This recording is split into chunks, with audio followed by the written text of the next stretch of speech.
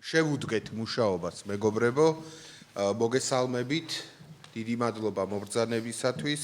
მეორე დღე არის ჩვენი მაისის სესიისა და დიდი სიამოვნებით და სიხარულით მინდა წარმოგიდგინოთ ბატონი ალექსანდრე ქავთარაძე.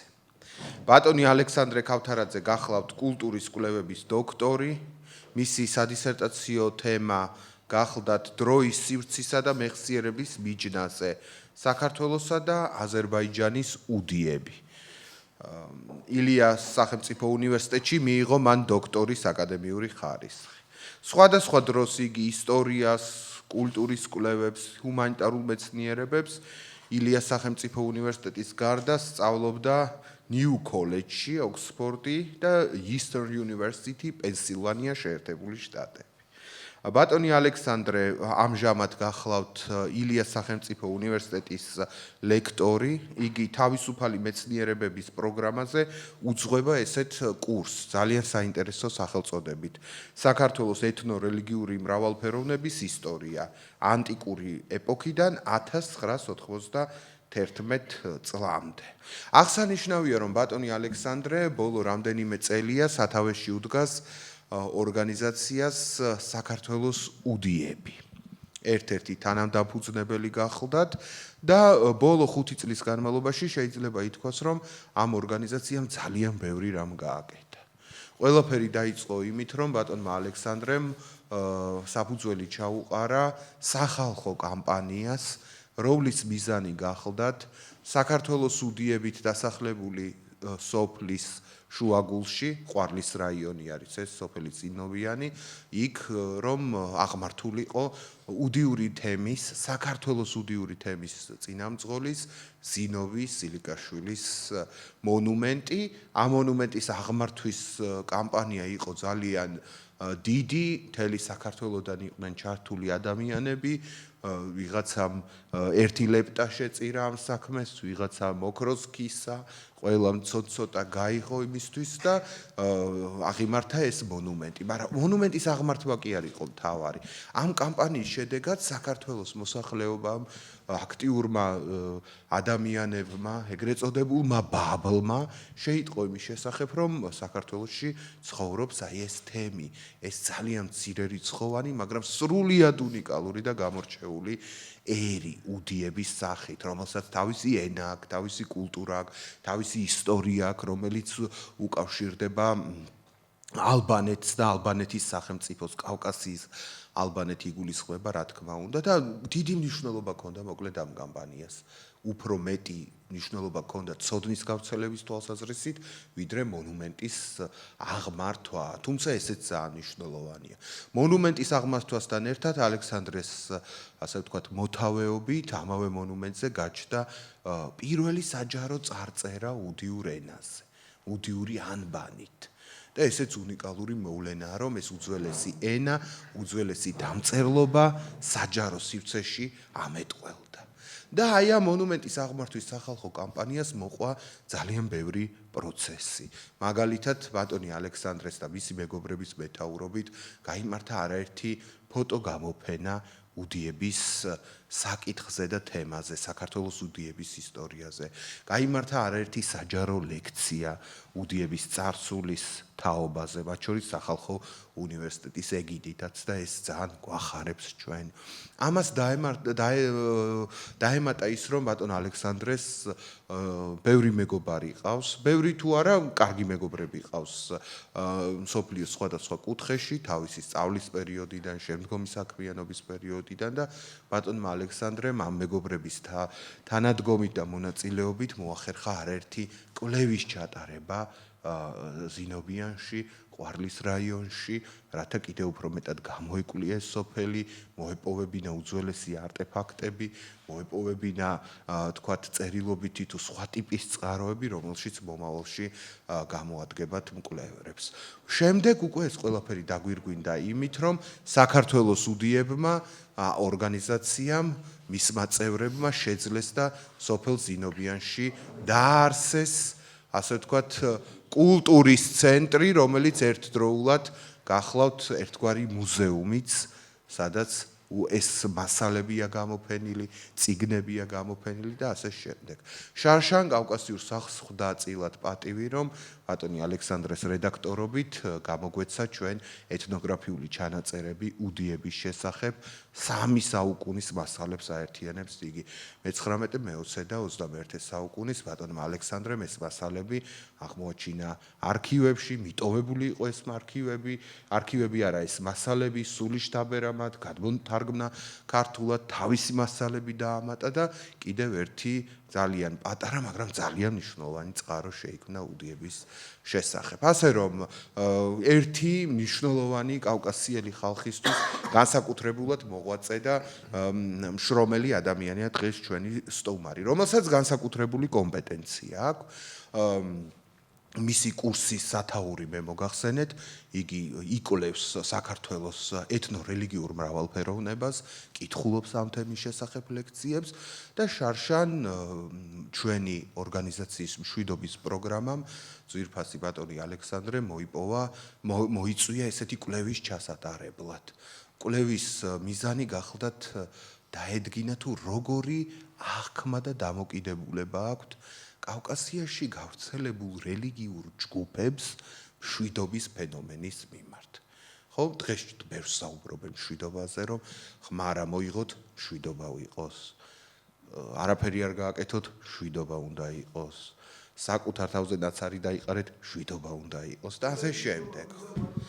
ხო და აი დღეს ჩვენ ვისაუბრებთ იმაზე, თუ როგორ ესმით უძველეს ტრადიციულ ეკლესიებს და ახალ ჯგუფებს, დენომინაციებს, რომლებიც საქართველოში არსებობენ და კავკასიაში საქმიანობენ, როგორ ესმით მშვიდობის ფენომენი. აი ამ თემაზე ვისაუბრებთ და მე დარწმუნებული ვარ, რომ ამ რელიგიის ფარგლებში და ამ თემის ფარგლებში ჩვენს რეგიონში გავრცელებული რელიგიების აი ხედვის კუთხესაც აღმოაჩეთ. მარტო მშვიდობას კი არა, აი ამ რელიგიების ჭრილსაც აღმოვაჩენთ და დავინახავთ. ასე რომ ძალიან საინტერესო ლექცია გველის წინ, კვორუმი უკვე არის, დარბაზი შევსებულია, ბატონი ალექსანდრე აქ არის, ჩემი საუბარიც უკვე ყელში ამოვიდა და გავჩუმდები და 50 წუთით სიტყვას გადავცემ ძვირფას ალექსანდრე ქავთარაძეს. გთხოვთ ბატონო ალექსანდრე. მადლობა ლევან, მადლობა წარდგენისთვის და უკაცრავად ალექსანდრე, აი თავარი დამავიწყდა. აი ჯიბეში დავწვდი ჩემ ტელეფონს, თქვენ რა თქმა უნდა გათიშავთ ამ ტელეფონებს, მაგრამ მე გავხსნით ჩვენ მესენჯერ აპლიკაციებს, რომ საქართველოს საუნივერსიტეტო ქალაქებში, თელავში, გორში, ზუგდიდში გაიგონონ ჩვენი ხმა, მე მზად ვარ თქვენი კითხვები ამოვიკითხო, მე ვიცი რომ ქალბატონი ნონა გვისმენს დედოფლის წყაროდან ისიც ხაზზეა, სხვა ცალკეული ადგილებიდანაც გვერდთვებიან და ასე რომ YouTube ჩატი და ეს მესენჯერ აპლიკაციები ღია თქვენთვის. აი ეხლა მართლა გავჩუმდი და თქვენი ჯერი. მადლობა ლევან, მადლობა წარდგენისთვის პირველ რიგში და მადლობა კავკასიურ სახლს და ლევანსაც პირადად, იმიტომ რომ ის ყველაფერი რაც ჩამოთვალა ლევანმა, დიდი ნაწილი ამ ყველაფრისა სწორედ კავკასიური სახლის და მათ შორის პირად ლევანის თანამონაწილეობით კეთდებოდა, ასე ვიტყვი და მხარდაჭერით და ამისთვის ყოველთვის მადლიერი ვიქნები არა მარტო მე, არამედ ეს მცირერიცხოვანი თემი, ცუდიური თემი საქართველოში. რაც შეეხება ამ კვლევას, აქ ასევე მინდა მადლობა გადაუხადო კავკასიური სახლის კიდევ ერთ წარმომადგენელს ვანო აბრამიშვილს, რომლის ხედვაც იყო რეალურად ამ კვლევის ჩატარება მეტწილად და მე ამ შემთხვევაში, ამ კონკრეტულ შემთხვევაში, რომ ჩამეტარებინა ეს კვლევა თავის დროზე და ამ კვლევის შემდეგ ასევე ჩავწერეთ რამდენიმე ვიდეო ინტერვიუც, ხელმისაწვდომია ეს ვიდეო ინტერვიუები კავკასიური სახლის YouTube გვერდზე, ვისაც დაინტერესებს. სხვადასხვა რელიგიური დენომინაციების წარმომადგენლებთან ამ თემაზე, მშვიდობის თემაზე, კონფლიქტების ტრანსფორმაციის თემაზე. ლევანმა უკვე აღნიშნა, რომ დღეს არის აქტუალური თემა. მშვიდობა. ეს ბოლო ხანია განსაკუთრებით. უნდა ვთქვათ, რომ ალბათ ჩვენთან განსაკუთრებით გააქტიურდა ეს საკითხი უკრაინის ფართომასშტაბიანი ომის დაწყების შემდეგ. და ასევე წინასაარჩევნოდ და არჩევნების პერიოდში. და ყველა ალბათ იცის, ვინც ადევნებს თვალს მეტნაკლები ინტენსივობით საინფორმაციო გამოშვებებს ან კითხულობს ამბებს, რომ მშვიდობა იყო ერთ-ერთი და რჩება ალბათ მეტნაკლებად ერთ-ერთ ესეთ მთავარ პოლიტიკურ თემად. ლევონმა კარგად აღწერა, რომ აი ყველაფრის საპირწონედ გვეუბნებიან, რომ არა, ეს ამის დრო არ არის, ეხლა მშვიდობა გვინდა, ეს დემოკრატია გინდათ, არა მშვიდობა გვინდა და ასე შემდეგ. ადამიანის უფლებების დრო არ არის, სოციალური სამართლებების დრო არ არის, ყველაფერზე არის პასუხი ხშირად ყოველ შემთხვევაში ამ ბოლო დროს, რომ აი მშვიდობა, მთავარია რომ არის მშვიდობა, მაგრამ აქ იბადება ერთი კითხვა, რაც ეხება ამ კვლევასაც. შესავალშივე ვიტყვი ამას.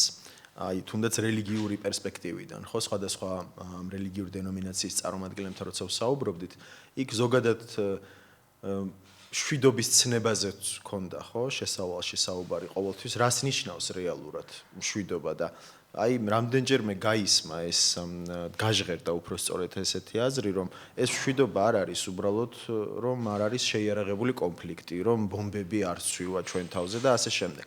ამას არ ნიშნავს მხოლოდ მშვიდობა. ხო, ესე იგი ხშირად ის რასაც ამ კვლევის განმავლობაში შევეხეთ და ვნახე მეც და გამოჩნდა ეს არის რომ აი ეს სხვადასხვა წარმომადგენლები აი ამ რელიგიური დენომინაციებისა გვეუბნებიან რომ მშვიდობა სამართლიანობის გარეშე ვერ იქნება მშვიდობა ვერანაირი გაგებით.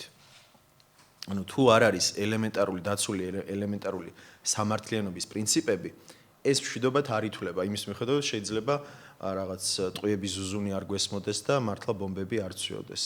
ხო, მადლობა ღმერთს იმ კონკრეტულ მონაკვეთში და დროში ჩვენ ქვეყანაში, ნებისმიერ ქვეყანაში ეს ყველა სიტუაციას მიესადაგება ეს მიდგომა.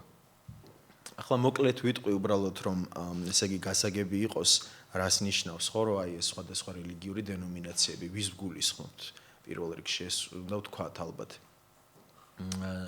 ესე იგი ეს კვლევა თვითონ ჩატარდა საქართველოში და საქართველოში არსებულ რამდენიმე რელიგიურ დენომინაციასთან ვიმუშავეთ, თუმცა უნდა აღვნიშნოთ რომ ამ რელიგიური დენომინაციების საკმაოდ ნაწილი ასევე გვხვდება კავკასიაში ზოგადად და მათი ნაწილი ასევე რომლებიც საქართველოში არიან, თბილისში არიან როგორც წესი დედაქალაქში თავისი ცენტრებით, ასევე მეთვალყურეობს კავკასიაში ამ სხვა საკუთარი დენომინაციის სხვა თემებს. ამიტომ რეალურად მართლაც კავკასიაში გავრცელებულ რელიგიებზეა საუბარი.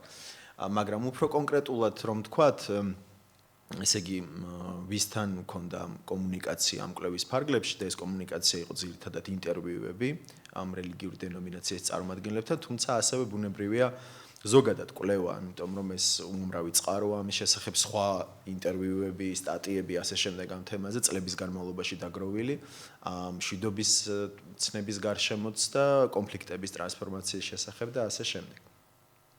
ეს რელიგიური დენომინაციები არის იყო ამ კვლევის ფარგლებში საქართველოს მართლმადიდებელი ეკლესია გასაგები მიზეზების გამო, ხო ეს დომინანტური რელიგიური დენომინაციაა ჩვენ ქვეყანაში და რეგიონშიც შესაბამისად ერთ-ერთი ასევე მუსლიმი თემი ჩვენთან საქართველოში რიგით მეორე თემი არის რელიგიური თემი და აქაც გასაგებია ლოგიკა ასევე სომხური სამოციქულო ეკლესია მესამე არის რიგითობით ყველანაირი კვლევით რელიგიური დენომინაცია საქართველოში და ბუნებრივია ასევე უმნიშვნელოვანესი და დომინანტური როლი აქვს მეზობელ სომხეთში. ასევე ესე იგი ამ კვლევის ფარგლებში ვესაუბრეთ ებრაული თემის, უნდა ვთქვა რომ წარმომადგენელს მხოლობითში და ამას ვიტყვით ცოტა ხანში რომ აქ თავისი გამოწვევებიც ჰქონდა ამ კვლევას, რომ ვერ მოხერხდა ხშირად იმ რაოდენობასთან ასე ვთქვათ წარმომადგენლებისა გასაუბრება, რომელიც თავიდან დავისახეთ, მაგრამ ეს გამონაკლისი შემთხვევა იყო, შეიძლება ითქვას და კონკრეტულად ერთ თემს ეხება ამ შემთხვევაში. და ასევე როცა ფიქრობდით აი ქრისტიანულ დენომინაციებზე, ასევე რა თქმა უნდა პროტესტანტებთან მქონდა კომუნიკაცია და ამ შემთხვევაში კონკრეტულად ევანგელურ ბაპტისტურ ეკლესიასთან და მის წარმომადგენლებთან. ამიტომ აი ეს ხუთი რელიგიური დენომინაცია არის, ასე ვთქვათ, იყო ფოკუსი ამ კვლევისა.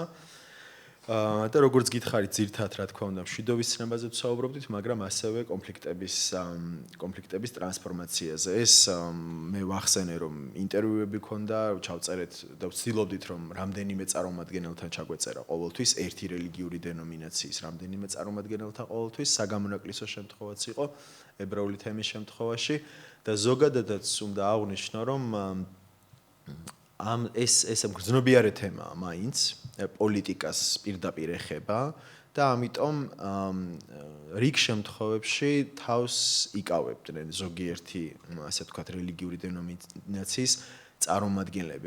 მოდი ასე ვთქვათ, ზოგიერთი რელიგიური დენომინაციის ზოგიერთი წარმომადგენელი იკავებდა თავს. ვინც არ შეიკავა, იმასთან მოვახერხეთ და ჩავწერეთ ეს ინტერვიუები და ვინც შეიკავა თავი, იქ ან პირად საუბარში ან გვეუბნებოდნენ ამას, ან ჩანდა რომ უფრთხოდნენ უბრალოდ ამ თემას. იმიტომ რომ ჯერ ეს ერთი რომ ისეთი თემა იყო უკვე პოლიტიკურად ჩვენთანაც დატვირთული ეს თემა და მეორე ზოგადადაც კონფლიქტების თემასაც ეხებოდა მნიშვნელოვნად ეს კვლევა ჩვენთან არსებულ კონფლიქტებს. გულისხმობ ქართულ-აფხაზურ და ქართულ-ოსურ კონფლიქტებს და ამის გამოც კიდევ უფრო გრძნობიარე იყო ეს თემა და ცალკე ესე ვთქვათ რაღაც თავისი ესეთი ახლდა შფოთვები. მოდი ასე ვთქვათ. ხო, რატომ ეს დენომინაციები მეტნაკლებად თქვი მე უკვე, როცა ჩამოვთვალე ეს დენომინაციები, რატომ მაინც და მაინც ეს დენომინაციები ერთადერთი შემიძლია ვთქვა, რომ ალბათ შეიძლება კითხვები იყოს, ესე იგი მეხუთე დენომინაციასთან, ხო, პროტესტანტული თემი ზოგადად შეიძლება არ იყოს ამასთან კითხვა, მაგრამ კონკრეტულად რატომ ევანგელური ბაპტისტური ეკლესია?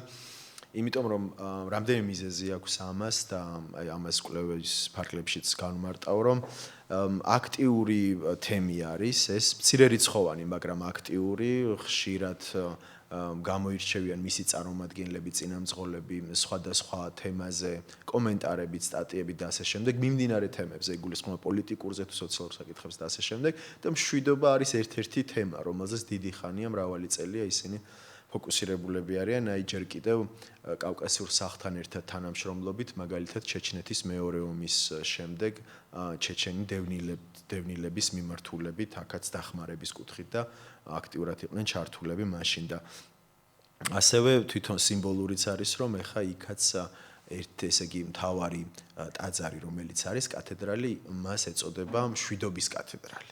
და ესეც პირდაპირ მიმანიშნებელი არის, ხო, ერთ-ერთ მთავარ ფოკუსზე, ასე ვთქვათ, ამ თემისა.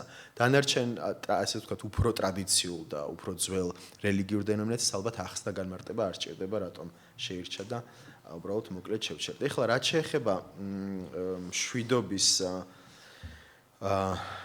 ცნებას და საერთოდ რელიგიური თვალსაზრისით, ანუ რელიგიას რა როლი შეუძლია შეასრულოს, ხო, აი ამას მოკლედ რომ შევეხოთ აი ამ მიმართულებით, არსებობს ამაზე მუშაობენ, ხო, არაერთი ექსპერტი მუშაობს ამაზე, ეს არ არის რაღაცა ჩვენი გამოგონილი ამბავი, რაღაცა ხო, აი რელიგიის და მშვიდობის ეს ჯერ ერთი ისედაც ვერ იქნება, იმიტომ რომ არაერთ რელიგიაში და წმინდა ტექსტებში ამ რელიგიებში მშვიდობა მნიშვნელოვანი თემაა ყოველთვის.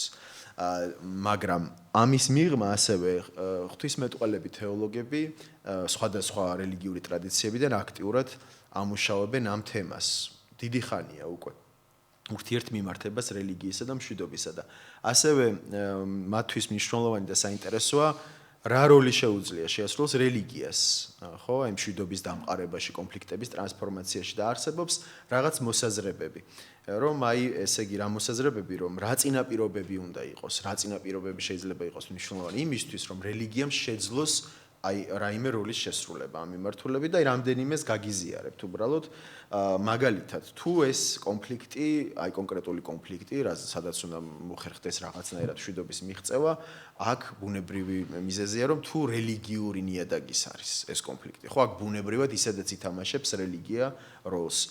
ასევე თუ არის შესაძლებელი მაგალითად კონფლიქტური მხარეების შემთხვევაში ამ მხარეების დომინანტური ან არადომინანტური რელიგიური ლიდერების ან დენომინაციების წარმომადგენლების მობილიზება აქტიურად, რომ აი ამ კონფლიქტის მოგვარების საქმეში, ხო? ხა თუ მათ სურვილი არ ექნება თვითონ ამ რელიგიური ინსტიტუციების წარმომადგენლებს, ბუნებრივია როლსაც ვერ შეასრულებენ. ეხლა დაძალებით რაღაცა ის მშვიდობისთვის რაღაცა შრომა და ასე შემდეგ ეს თითქმის გამორიცხულია. ყოველ შემთხვევაში შედეგებს ვერ გამოიღებს. ასევე თუ ხდება ესე იგი თუ ამოწურულია სხვა ყველა საშუალება ხშირად ამ დროსაც მიმართავენ ხოლმე კონკრეტულ რელიგიურ დენომინაციებს და რელიგიურ ლიდერებს, ხო? აი მშვიდობის თემა რამდენად მნიშვნელოვანია და რამდენად ესე იგი ჩართული არიან რელიგიები და მათი წარმომადგენლები წინამძღოლები, აი გამოჩნდა ახალი რომის პაპია ეხლა, ხო? არჩეული და ერთ-ერთი პირველი მისი სიტყვა იყო მშვიდობაზე. მსოფლიოში და მან ახსენა პალესტინა, ღაზას სექტორი, მან ახსენა უკრაინა და აი ყველგან ხაზი გაუსვა მშვიდობის მნიშვნელობას ისევე როგორც წინა რომის პაპმა ამ კუთხით მან გააგრძელა ფაქტობრივად ეს გზა. ამიტომ და უამრავი მილიონობით ადამიანი უსმენს ამას. ხო? განსაკუთრებით რა თქმა უნდა კათოლიკური თემის წარმომადგენლები, ხო? თუმცა არა მხოლოდ სხვათა შორის, ხო? იმიტომ რომ საკმაოდ გავლენიანი ინსტიტუცია არის რომის კათოლიკური ეკლესია და უამრავი ბერკეტი და ინსტრუმენტი აქვს და გამოცდილებაც. და აი მათ შორის ეს ამბავიც რადგან აი კათოლიკურ ეკლესიას შევეხე, ეს ჩვენ კვლევაშიც გამოჩნდა. ჩვენ კვლევის ფარგლებში საიდუმლო არ იქნება ალბათ რომ ინტერვიუ ჩავწერეთ კათოლიკური თემის წინამძღოლთან საქართველოში, რომის კათოლიკური ეკლესიის ეპისკოპოსთან, ჯუზეპე პაზოტოსთან და საკმაოდ საინტერესო ინტერვიუ გამოვიდა, იმიტომ რომ მან გაგვიზიარა თავისი მოსაზრებები ზოგადად მშვიდობის ცნებაზე, მაგრამ ასევე კონკრეტულად გითხრა გამოცდილების შესახებ რომის კათოლიკური ეკლესიისა ამ მიმართულებით. იმიტომ რომ მას რომის კათოლიკურ ეკლესიას თავისი დიპლომატიური სამსახურიც აქვს და ამ კუთხითაც აქტიურად არის ჩართული, მაგრამ არა მხოლოდ. აქვს ორგანიზაციები და პროგრამები. აი მაგალითად ერთ-ერთი მაგალითი მოიყვანა მან, როცა პალესტინელი და ებრაელი ახალგაზრდები ისრაელიდან მათ წლების განმავლობაში ჩაჰყავდათ იტალიაში, სადაც ერთად ცხოვრობდნენ ეს ახალგაზრდები, ხო, აი ამ ორი კონფლიქტური, ასე ვთქვათ, აი ამ მხარის წარმომადგენლები და ერთად ცხოვრობდნენ, ერთად სადილობდნენ, დისკუსიები ჰქონდათ და ასე შემდეგ და ის ამბობდა, რომ ამ ახალგაზრდებს შორის როგორც მინიმუმ მნიშვნელოვან პროგრესს მივაღწიეთ, როცა საქმე ეხებოდა მშვიდობის დამყარებას, ყოველ შემთხვევაში მათ შორის. თუმცა ბევრი რაღაც ამ ბოლო პერიოდში, რა თქმა უნდა, ამ კუთხითაც შეიცვალა, მაგრამ ეს გამოცდილება საინტერესოა რატომ? იმიტომ რომ ეს მიგვანიშნებს კიდევ ერთხელ, ესე იგი პირდაპირი როლი შეუძლიათ შეასრულოს ნებისმიერ რელიგიურ დენომინაციას სურვილის და შესაძლებლობის შემთხვევაში, რა თქმა უნდა. აი ამ მიმართულებით, ხო, კონფლიქტების მოგვარების მიმართულებით, მშვიდობის დამყარების მიმართულებით, კონკრეტულ კონფლიქტებზეა საუბარი, ან კონკრეტულ კრიზისებზე თუნდაც, პოლიტიკურ კრიზისებზე. აი ამ კვლევის მიღმაც რომ თქვათ, თუმცა მიღმაც არ არის, იმიტომ რომ ამ კვლევის შემდეგ ჩვენ როგორც აღვნიშნე ვიდეო ინტერვიუებიც ჰქონდა და იქაც გამოჩნდა ამ ვიდეო ინტერვიუებში, რომ იმის ფონზე ჰქონდა ეს ბუნებრივია ეს კვლევაც და ნაწილობრივ და თვითონ ვიდეო ინტერვიუები ხო პირდაპირ. იმის ფონზე რაც ხდება ჩვენს ქვეყანაში, ხო ეს პოლიტიკური კრიზისის ფონზე და მძიმე ამბების ფონზე და არაერთმა რესპონდენტმა ჩათვალა საჭიროდ, რომ უფრო მეტი ყურადღება როცა მშვიდობაზე საუბრობდა ამ კონტექსტისთვის დაეთმო. მიმდინარე რატომ? და რატომ არის ეს მნიშვნელოვანი? მე აღვნიშნე დასაწყისში, რომ მშვიდობა სამართლიანობის გარეშე ბევრმა რელიგიურმა წარმომადგენელმა აღნიშნა, რომ ეს მშვიდობა არ არის. ესეთი მშვიდობას ისინი არ იცნობენ, არც რელიგიური თვალსაზრისით და არც სხვა მხრივ. და ამიტომ ეს მნიშვნელოვანია და უბრალოდ ის, რაც თვალში საცემია ჩვენთან და მე აქ ჩემს პირად მოსაზრებას გიზიარებთ, ბუნებრივია, თუმცა ასევე დაფუძნებით აი ამ კვლევაზე ნაწილობრივ და ჩვენს ვიდეო ინტერვიუებზე, თვალშისაცემია ის, რომ აი ამ ესეთი პოლიტიკური კრიზისის ფონზე თუნდაც ხომ აუცილებელი არ არის, რომ რაღაცას მართლაც შეიარაღებული კონფლიქტი იყოს სადმე. ბუნებრივია უკვე არის მძიმე კრიზისი, ხო? და ძალიან ბევრი თანდევი ამბებით. მათ შორის ადამიანები, არაერთი ათეულობით ადამიანი საპატიმროში და ასე შემდეგ. ამის ფონზე სამწუხაროდ, მე კიდევ ერთხელ ჩვენს პირადას გიზიარებთ, მაგრამ მე მგონია, რომ შეიძლება ზოგადი დაკვირვებაც ასეთი იყოს, რომ სამწუხაროდ ჩვენ არ გვესმის წამყვანი რელიგიური დენომინაციების ხმა ამ კრიზისის მოგვარების საქმეში.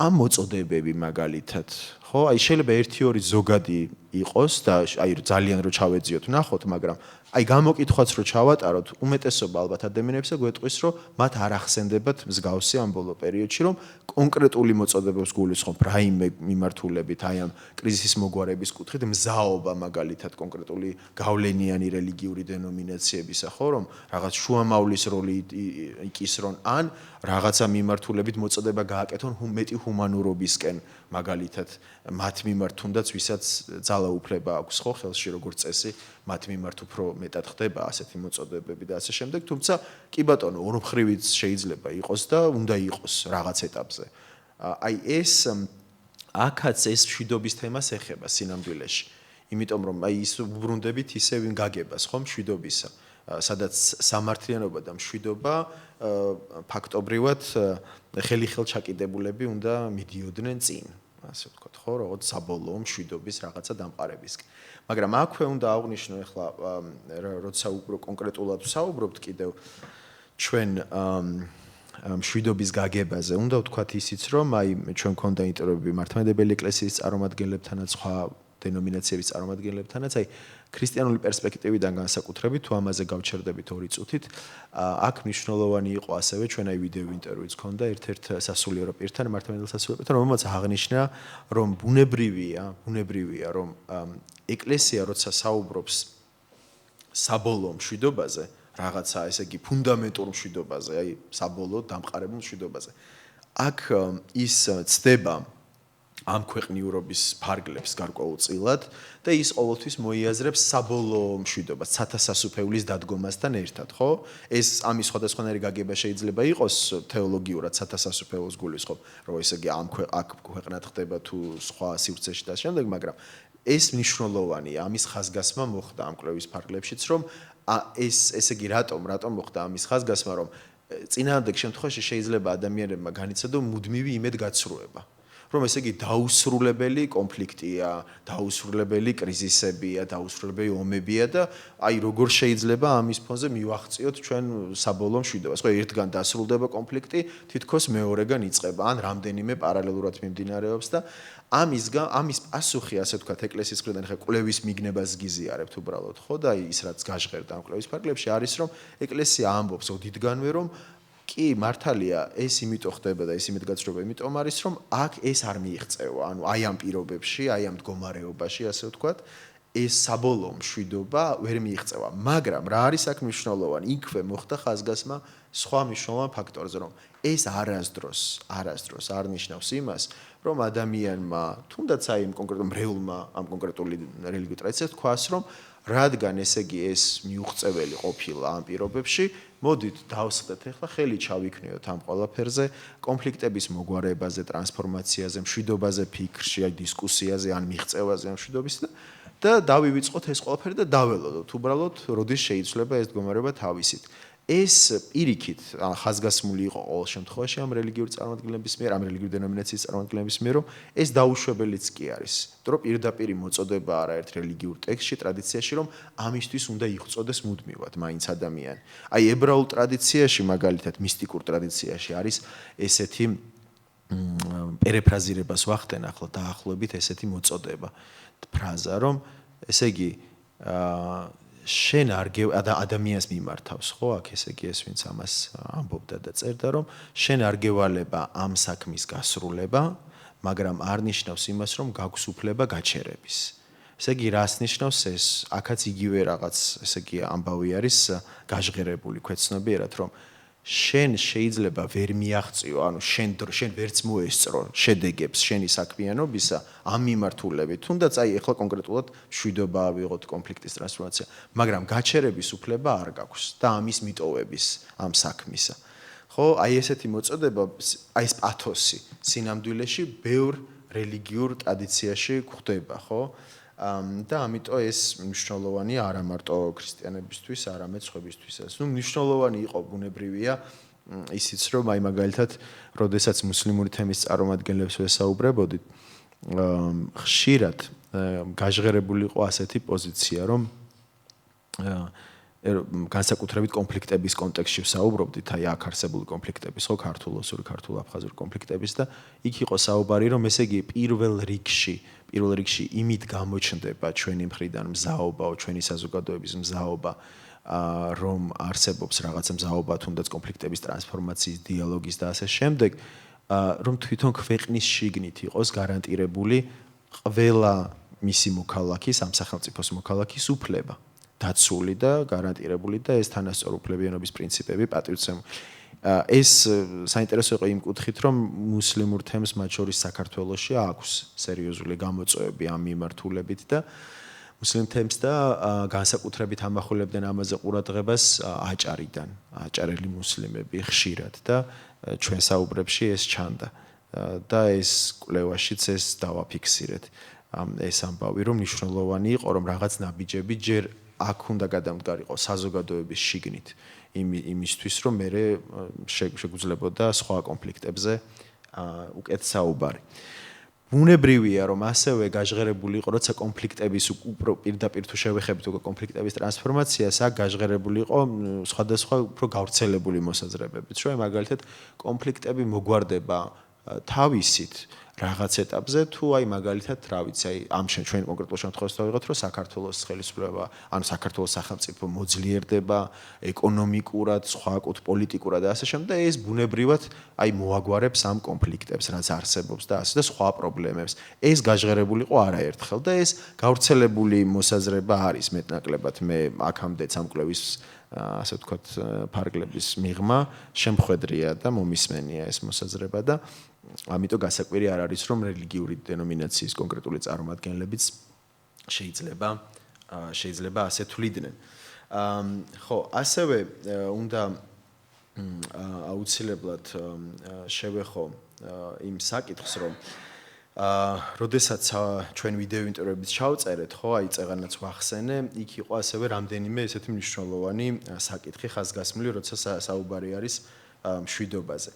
მშვიდობა აი ესე იგი ერთ-ერთ ასევე მართლმადიდებელ სასულიერო პირთან ქონდა საუბარი ამაზე ჩვენ და იქ იყო საინტერესო მოსაზრება გაჟღერებული რომ მშვიდობა შეიძლება უბრალოდ იყოს გაგებული ხანდახან როგორც აი შეიარაღებული კონფლიქტის არ არსებობა ხო პირდაპირი გაგებით და რაღაცა მაგრამ მშვიდობა შეიძლება იყოს ასევე აი ესეთი საინტერესო აზრი გაჟღერდა შეუგუებლობაც უსამართლობასთან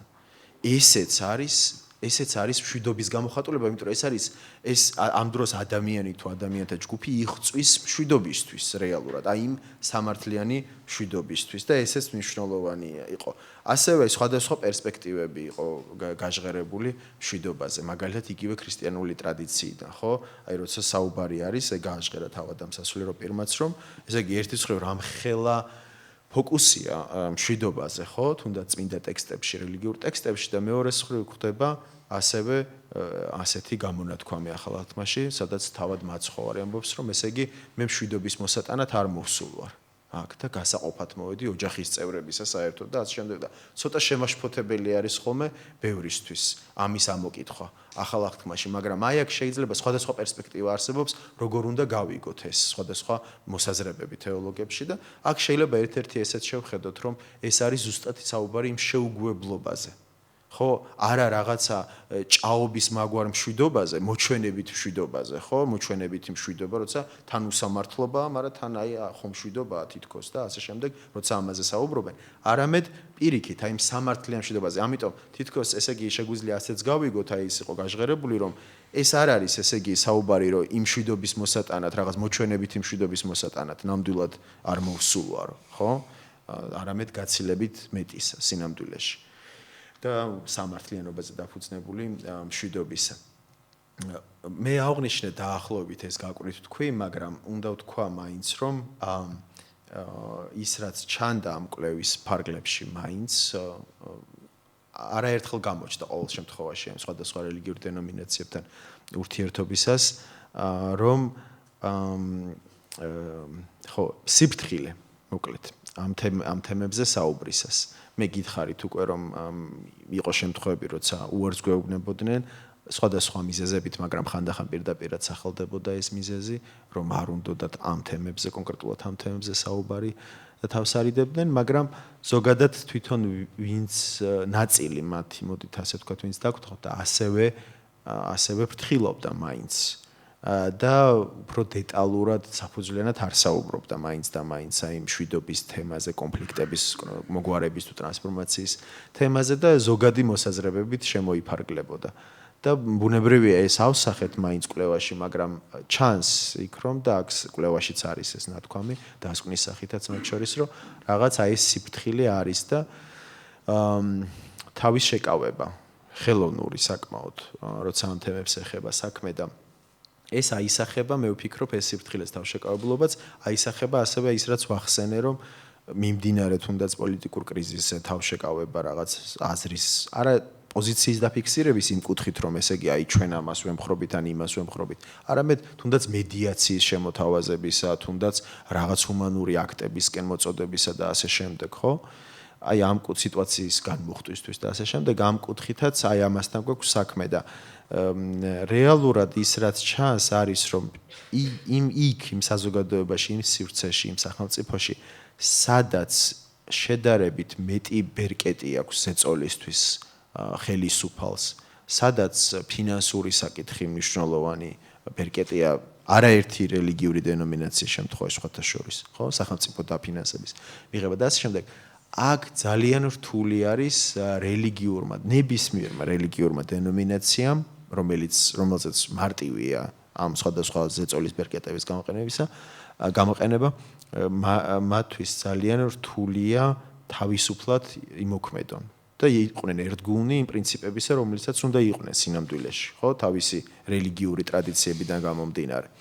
ეს პრობლემა და ეს გამოწვევა ჩანს ჩვენთან. ეს ამ კვლევის დასკვნაშიც აღვნიშნე მე, რომ ესე იგი, როგორც კი და თუ, რა თქმა უნდა, ეს სიტუაცია შეიძლება და დადგება ის მომენტი, როცა ეს მდგომარეობა შეიძლება და ეს სტატუს კო, ასე ვთქვათ, და მეტ თავისუფლებას იგრძნობენ კონკრეტული რელიგიური დენომინაციები და დამოუკიდებლობას, მოდი ასე ვთქვათ, ხო? ჩვენ ვნახავთ აუცილებლად უფრო აქტიურად, უფრო ხშირად გაჟღერებულ პოზიციებს სხვადასხვა მნიშვნელოვან საკითხებზე. ეს იქნება სოციალური სამართლიანობა, ეს იქნება მშვიდობა, ეს იქნება რაღაც კონკრეტული კონფლიქტების მოგვარება თუ პოლიტიკური კრიზისების განმუხტვა და ასე შემდეგ. ეს რაღაცნაირად მიბმული არის ამ თემაზე. ბევრისთვის უსაფრთხოების საკითხი არის, ბევრისთვის, როგორც თქვი, სხვა საკითხები შემოდის, იმიტომ რომ სხვა ზეწოლის ბერკეტები არსებობს ასევე კონკრეტულ რელიგიურ ჯგუფებზე და არის ასევე მნიშვნელოვანი, არა მარტო ჩვენთან, მაგრამ ზოგადად არის ეს ფინანსური საკითხით საკმაოდ მნიშვნელოვანი. ხო, ერთი კიდევ რაც მინდა ეს კონკრეტულ რელიგიურ დენომინაციებსაც შევეხე, მაგალითები მოვიყვანე რამდენიმე, მაგრამ შევეხები ასევე როგორ ახდენს რაღაც, ესე იგი, კონკრეტული მოვლენები, როგორ ახდენს გავლენას პერსპექტივებზე. აი, კონკრეტული რელიგიური თემების ან მათი წარმომადგენლებისა, კონკრეტულ თემებზე. აი, მაგალითად, როცა ჩვენ სამწუხაროდ მხოლოდ ერთ წარმომადგენელთან მოვახერხეთ ებრაული თემის გასაუბრება, ცოტა გაჭირდა ამ მიმართულებით, მაგრამ იქ, ესე იგი, აი ამ წარმომადგენელმა ებრაული თემისა თქვა, რომ იმის მიუხედავად, რომ მას პირადად მის საახლობლოშიც გამოცდილება ჰქონდათ კომუნიკაციისა იგივე პალესტინელებთან, ხო, მას თავისი მაგალითი მოყავდა, ხო, აი მშვიდობის კუთხით და კონფლიქტების ტრანსფორმაციის კუთხით პალესტინელებთან და ასე შემდეგ და ამბობდნენ, რომ ერთობლივი შეხვედრებიც ჰქონდა და ასე შემდეგ.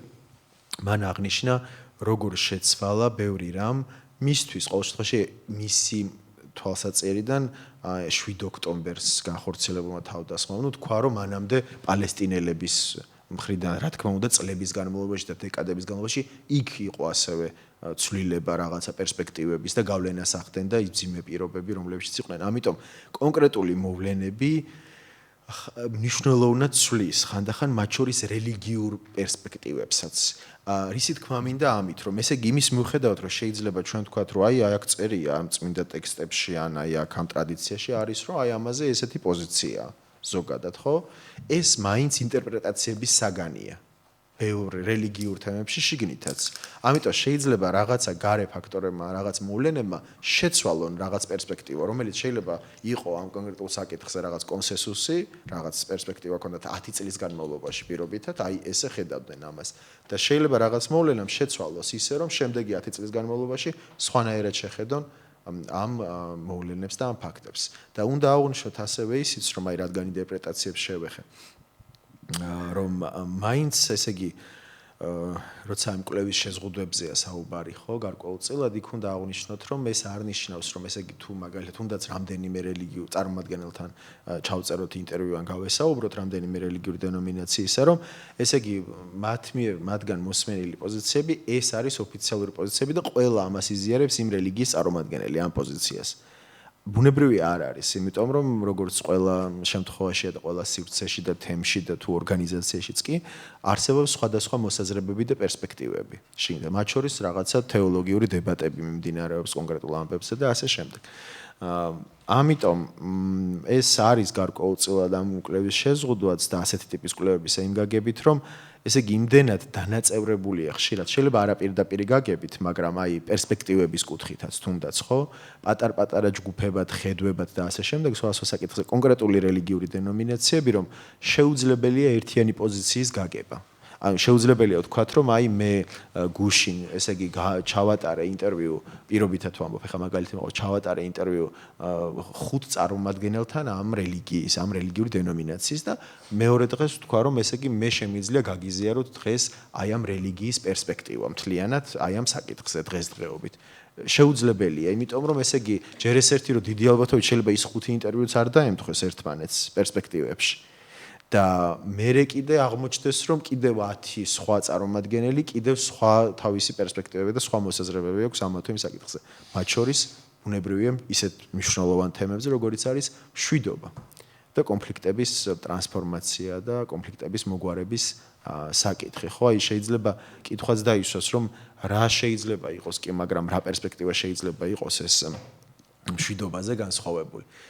გარკვეულწილად კი აი ამ ლოგიკას შეგვიძლია გავყვეთ რომ უმეტესწილად ეხლა არავინ უმეტესობა მოდი ასე ვთქვათ ალბათ არ იტყვის რომ ესე იგი ჩვენი რელიგია ქადაგებს რომ აი ესე რა ქვია ხმალამოღებულები უნდა შევარდეთ სადმე და აი ესე მოვაგოროთ კონფლიქტები და არა მშვიდობას და არ გვინდა მშვიდობა და ასე ყველა რელიგიის წარმომადგენელი მეტნაკლებად იტყვის რომ კი მშვიდობა მნიშვნელოვანია კონფლიქტების მოგვარება მშვიდობიანი გზით მნიშვნელოვანია და ასე შემდეგ მაგრამ როგორც კი ჩავეძიებით ამას ამ პერსპექტივებს, ხო? იქ ჩანს უკვე რომ აი რას ნიშნავს კი, მაგრამ ხო მაშინ თქვენთვის აკონკრეტულად აი მშვიდობიანი მოგვარება, რაიმე კონფლიქტის ან კრიზისული სიტუაციის და ამ შემდეგ, იქ უკვე ჩანს ამ სიღრმეებში უკვე ჩანს განსხვავებული მიდგომები. რომ აი ყოველთვის შეიძლება მერე გამოჩნდება, რომ აი ყოველთვის შეიძლება მცდელობა იყოს თავიდან, მაგრამ მშვიდობიანად ყოველთვის შეუძლებელია რაღაცის მოგვარება. ან ახლა ამის დრო არ არის. ისიც იყო გაჟღერებული. რომ აი ახლა ნამდვილად პერსპექტივა არ აქვს მშვიდობიან მოგვარებას, თუნდაც კონკრეტული კონფლიქტებისა. იყო ესეთი აზრებიც გაჟღერებული, უნდა ვთქვათ ეს, ხო, პირდაპირ. როცა ვერ ხედავენ კონკრეტული ადამიანები პერსპექტივას, თუნდაც კონკრეტული რელიგიის წარმომადგენლები. მშვიდობიანი მოგვარებისა რაიმე კონფლიქტის. იმის მიხედავთ, რომ ზოგადად შეიძლება თქვან, რომ აი მშვიდობა კი ძალიან მნიშვნელოვანია და მნიშვნელოვანია. ზოგს პირადად ქონდა გამოცდილება ესეც უნდა ვთქვა ბარემ და ლევანი მიმანიშნებს დროსთან დაკავშირებით დროს ხო ხო უკაცრავად ესე იგი ზოგმა გაგვიზიარა თავისი პირადი გამოცდილებები ამ კუთხით ზოგს მქონია გამოცდილება რომ ჩართული იყო ხო აი წეღან ებრაული თემის წარმომადგენელი ვახსენე ასევე ევანგელური ბაპტისტური ეკლესიის შემთხვევაში იყო ასეთი როცა ჩართული იყვნენ პირადად მათ შორის აი კონფლიქტების ტრანსფორმაციის საქმეში, სხვადასხვა პროგრამებში, პროექტებში და ასე შემდეგ ამ მიმართულებით და თავის გამოცდილებასაც გვიზიარებდნენ, მაგრამ ის რაც ჩანდა ასევე იყო, რომ ესე იგი საბოლოო შედეგის კუთხით ყველგან ჩანდა რაღაცა დოზით იმედგაცრუება. ხო, ესეთი ისა აქვს, მაინც თან ზდევს აი რაც ვახსენე წეღან ამ მშვიდობის ამბავს ყოველთვის იმედგაცრუების ესეთი ფაქტორი. იმიტომ რომ აი ამ რელიგიური პერსპექტივიდანაც, ანუ მაგალითად ზოგიერთი რელიგიური ტრადიციის პერსპექტივა, იმიტომ არის ეს და პასუხი ამ ყველაფერზე, რომ კი ეს იმედგაცრუება ყოველთვის იქნება, იმიტომ რომ არ ვართ იმ მდგომარეობამდე მისულები ჯერ, ხო, მაგალითად ქრისტიანული ტრადიცია გვეტყვის 1000 ფეული არ არის დამკვირვებელი და ამიტომ ვერ იქნება ის საბოლოო მშვიდობა და მუდმივად შესაბამისად მანამდე იქნება ეს იმედგაცრუება. ხო, მაგრამ აი ეს ჩანდა ამ კონკრეტულ ამბებშიც ასევე რამდენიმე შემთხვევაში გამოჩნდა. ზოგ შემთხვევაში იყო, როცა პირადად შეეხოთ კონკრეტულ ამ რელიგიის წარმომადგენლებს ასევე კონფლიქტები. პირადად შეეხოთ, აი, ხო, რაღაცა ის კონკრეტული მაგალითად ქართულ-აფხაზური კონფლიქტი ავიღოთ, ხო, რამდენიმე რესპონდენტი იყო დევნილი თვითონ აფხაზეთიდან. და მათ პირადად განიცადეს ეს ყველაფერი საკუთარ თავზე, ოჯახებს და ასე შემდეგ, მაგრამ აქაც როგორი საინტერესოა, ესე იგი შეგვიძლია აქაც რა არის საინტერესო, ესე იგი თითქოს შეიძლება დამკვირვებელმა თქვას, რომ ესე იგი თუ ეს ერთი და იგივე გამოცდილება ქონდა, ესე იგი იგივე გამოცდილება ამ რამდენად ეს ალბათ ერთი პერსპექტივა ქონდათ, ხო? ამ კონფლიქტის ტრანსფორმაციას და აქ უნდა ითქვას, რომ არა, აი უცნაური რო იყო, რომ ესე იგი იგივე გამოცდილების ადამიანებს ქონდათ ორი განსხვავებული პერსპექტივა იგივე საკითხზე.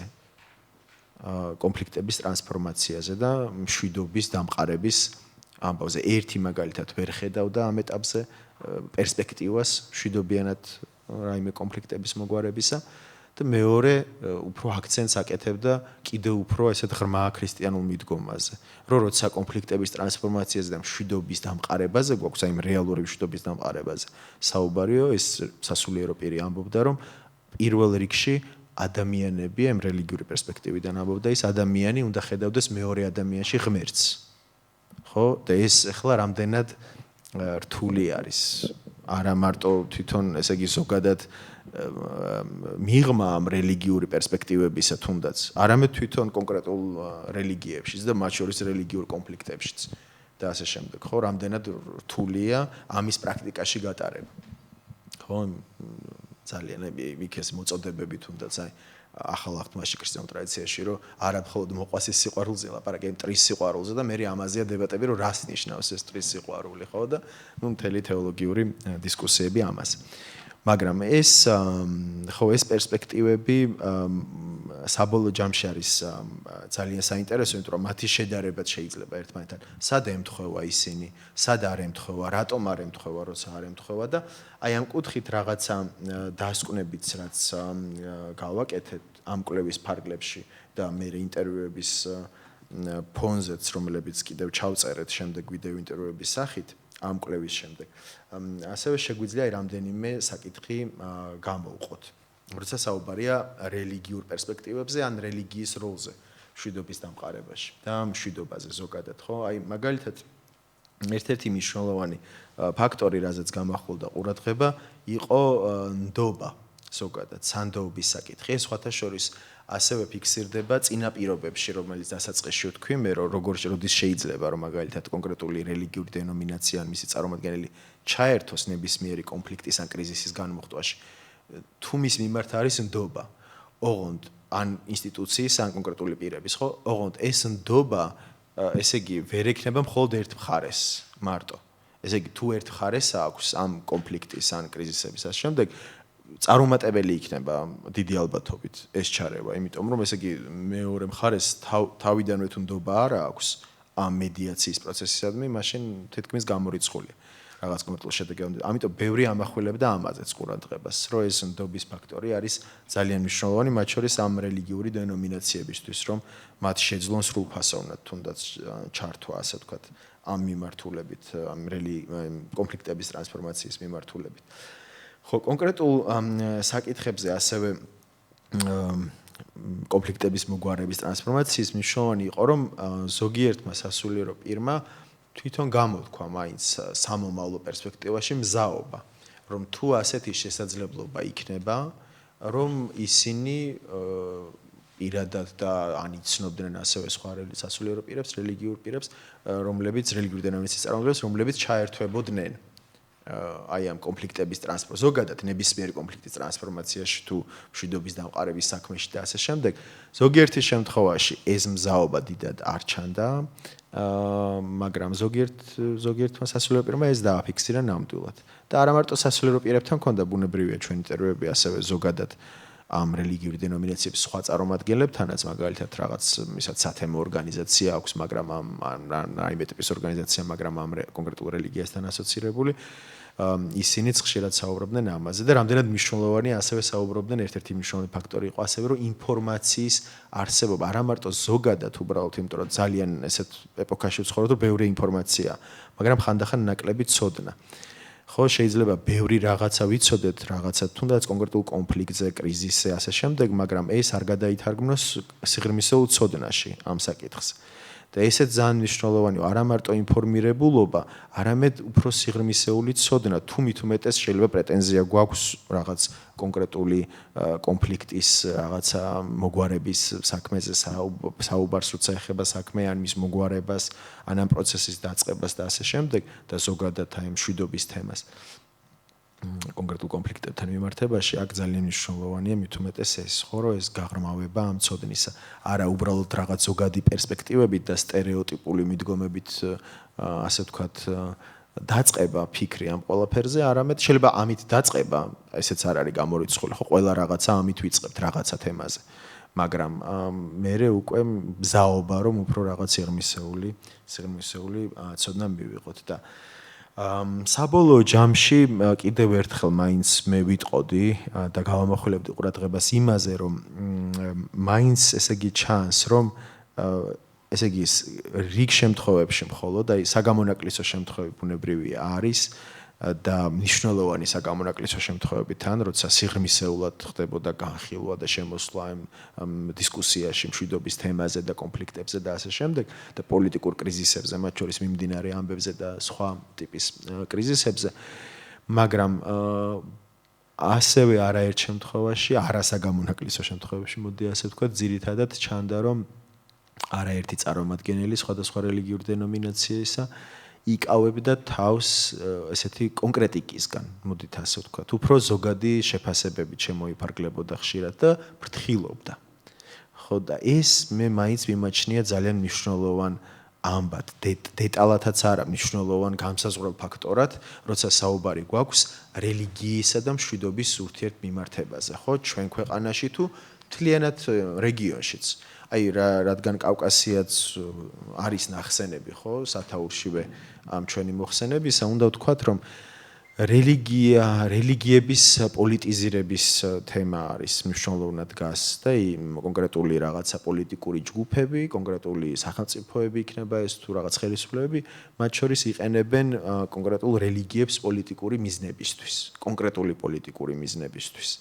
ეს ჩვენთან ამ რეგიონში ჩანს ნამდვილად სხვადასხვა ფორმით ზოგან ესე იგი შესაძლებელია ხელისუფლებაში მყოფი ძალისთვის თუ სხვა პოლიტიკური ძალისთვის რომ ეს გამოიყენოს კონკრეტული რელიგიური დენომინაციები ან ჯგუფები ამ მიმართულებით და ზოგან პირიქით არის უფრო მეტი ესე იგი ძალა და გავლენა შეიძლება კონდეს კონკრეტულ რელიგიურ დენომინაციას რომლისგანაც პირიქით იქით შეიძლება ეძებდეს ლეგიტიმაციას კონკრეტული პოლიტიკური ჯგუფი და რა ვიცი ხელისუფალი და ასე შემდეგ.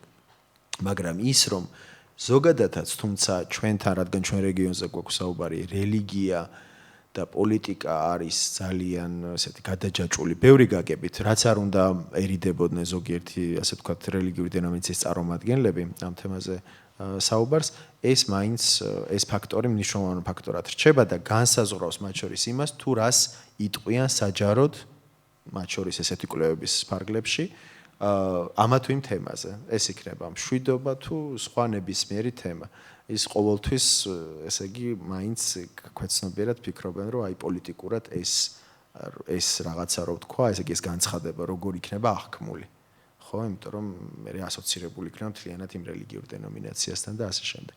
ამიტომ ამ კუთხით თუ ესე იგი მეტი თავისუფლება იქნება და დამოუკიდებლობა რელიგიური დენომინაციებისთვის ამ შემთხვევაში მაშინ ბუნებრივია მათ შესაძლებლობა უფრო მეტი ექნებათ რომ უფრო თავისუფლად ისაუბრონ ამ თემებზე. მე ვეცადე ამ რაღაც დროში მოკლე მიმოხილვასავით გამეკეთებინა და მესმის რო ზოგადი მიმოხილვასავით, მაგრამ შეიძლება რამე კითხვები იყოს დამაზუსტებელი და ალბათ იქ უფრო შევძლებთ მე კონკრეტულად სხვა თემებზეც საუბრს. დიდი მადლობა ალექსანდრე თქვენი მოხსენებისთვის. ძალიან იშვიათად ხვდებით ხოლმე ჩვენ საქართველოში მოხსენებებს, რომელთაც კვლევები უმაგრებს ხოლმე ზურგს. აი ამიტომ არის რომ საქართველოში ძალიან ბევრი კონფერენცია ტარდება. და კონფერენციას ეძახია, როცა რამდენიმე ადამიანი რაღაც სხვა წიგნებს წაიკითხავს, იქიდან რაღაც კომპილაციას შექმნის, შეთხზავს და მერე ამის თაობაზე გამოთქვამს საკუთარ აზრებს და მოხსენებებს წაიკითხავს სხვების ნაშრომზე პარაზიტირების თვალსაზრისით, ხო? აი ნამდვილ მოხსენებას და ნამდვილ კვლევას სწორედ კვლევა უნდა უმაგრებდეს ზურგს, ნამდვილ კონფერენციას უფრო სწორად. და აი ბატონი ალექსანდრე მართლა ძალიან ბევრ ჯგუფთან იმუშავა, ჩამოთვალა კიდეც ეს ჯგუფები და იმის საფუძველზე გვთავაზობს თავის დასკვნებს. არა და მე ვიცი რომ მას თავისი განათლება ცალკე აქვს, ცალკე ასე თქვათ ტვირთი მოყვება ცოდნის თვალსაზრისით და შეეძლო დამოუკიდებლადაც ემსჯელა ამ კვლევითი მონაცემების მიღმა. მაგრამ აი სხვა სტანდარტი შემოგთავაზა და სხვა ასე ვთქვათ მიმართულება. მე მგონია რომ თითოეული თქვენგანი განსაკუთრებით გაამახვილებდა ყურადღებას იმაზე თუ შვიდობის ცნება როგორი მრავალფეროვანია. ზოგიერთ შვიდობა ესმის მხოლოდ ასე ვთქვათ პირდაპირი ძალადობის და შეიარაღებული კონფლიქტის არარსებობად. მაგრამ თუ შევხედავთ ამას ტრადიციული და დიდი რელიგიების პერსპექტივიდან, შვიდობა მხოლოდ იარაღის დუმილში არ გამოიხატება, მას აქვს სხვა, ასე ვთქვათ, განზომილებებიც. მაგალითად, ალექსანდრემ თავის მოხსენებაში შვიდობა პირდაპირ დაუკავშირდა სამართლიანობის ცნებას, ხო? შვიდობა მაშინ არის მშვიდობა, როცა მას თან ახლავს სამართლიანობაც და მოჰყვება კიდეც ასე ვთქვათ, კეთილდღეობის ელემენტებიც. ძალიან მნიშვნელოვანი იყო ის, რომ ბატონმა ალექსანდრემ ასევე შეგვახსენა ისიც, რომ შვიდობა შეიძლება გამოიხატოს წინააღმდეგობაშიც. შვიდობა შეიძლება გამოიხატოს შეუგუებლობაშიც. როდესაც უარს ამბობ, რომ გარკვეულ წესრიგს, რომელიც თავისი შინაარსით არის უსამართლო, არის ჩაგვრელი და ასე შემდეგ, აი ამ წესრიგს წინააღმდეგები და ასე ვთქვათ, გამოუცხადებ გარკვეული ტიპის იმას, შეუგუებლობას და მოკლედ არ მიემხრობი მას. ესეც მშვიდობის საგანიც შეიძლება იყოს. მე მგონია ერთ-ერთი ყველაზე მთავარი, რაზეც ბატონმა ალექსანდრემ მიგვაქცევინა ყურადღება, გახლდათ ის, რომ შეიძლება ყველა მშვიდობას გადაგებდეს. და ყველა ამბობდეს, რომ მშვიდობა უნდა და არც ერთი რელიგია და არც ერთი სხვა ტიპის სოციალური თუ პოლიტიკური ჯგუფი არავის არ მოუწოდებს, რომ მოდით ავიღოთ კომბლები, ერთმანეთს შევებრძოლოთ, ან ავიღოთ რაიმე უფრო უარესი და იმითი გავუსწორდეთ ერთმანეთს. ამას არავინ არ ამბობს პირველ ეტაპზე, პოსტულატების დონეზე, მოწოდების დონეზე ყველა გადაგებს მშვიდობას. მაგრამ აი ბატონმა ალექსანდრემ ეს გითხრა, რომ თუ ჩაუღრმავდებით, შეიძლება ზოგიერთ შემთხვევაში ზოგიერთი ჯგუფისთვის მშვიდობაზე უფრო მნიშვნელოვანი იყოს, თქვათ, დაპირისპირება, თუნდაც იარაღის ხელში აღება და მშვიდობა მხოლოდ ფასადის როლს ასრულებს. და განსაკუთრებული აქცენტები დაისვა, მე მხოლოდ ნაწილს გამოვყოფ ასევე თვითონ რელიგიური ჯგუფების როლზე სხვადასხვა კონფლიქტების მოგვარების დროს. მათ შეუძლიათ მობილიზება, მათ შეუძლიათ რომ იყვნენ თავად შუამავლები და მედიატორები, მათ შეუძლიათ რომ ჩადგნენ შუაში, მაგრამ ამავდროულად შეუძლიათ რომ პირიქით მედიაციის ნაცვლად იყვნენ მხარე, დამოუკიდებელი აქტორის ნაცვლად იყვნენ დაქვემდებარებული აქტორი და სხვის მითითებებს ასრულებდნენ, ასე რომ ძალიან ჩახლართული არის ეს საკითხი და ძალიან გადაჯაჭვული არის მრავალი ფაქტორი ერთმანეთთან. მე მგონია, რომ ამ მიმოხილვის შემდეგ ძალიან ბევრი და საინტერესო კითხვა გაჩნდება ჩვენს აუდიტორიაშიც და აი მაგალითად ზუგდიდიდან, გორიდან, თელავიდან გვეხმაურებიან და განსაკუთრებულ ინტერესს გამოხატავენ. ასე რომ მანიშნეთ მეგობრებო თუ აუდიტორიაშია შეკითხვა და შემდეგ რეგიონებში არის შეკითხვა რამდენიმე. გთხოვთ. აი აქ უნდა თქვათ, რომ რეგიონებში გაიგონონ მიკროფონთან, აი აქ.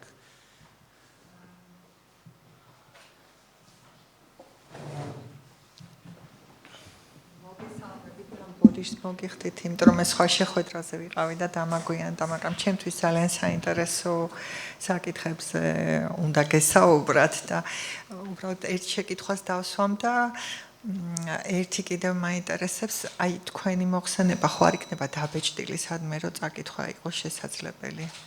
შეიძლება რომ ნახოთ და მეორე კიდევ მეც მაქვს ურთიერთობა დაუშვათ ეთნიკურ უმცირესობებთან სხვადასხვა რეგიონში და მე შემიმჩნევია რომ სხვა ქვეყნების დაინტერესება და კონფლიქტები ხდება შეჯახება თქვენ შემთხვევაში თუ გქონდათ ამისი მაგალითი ან თქვენ თუ შენიშნეთ რაღაც მადლობა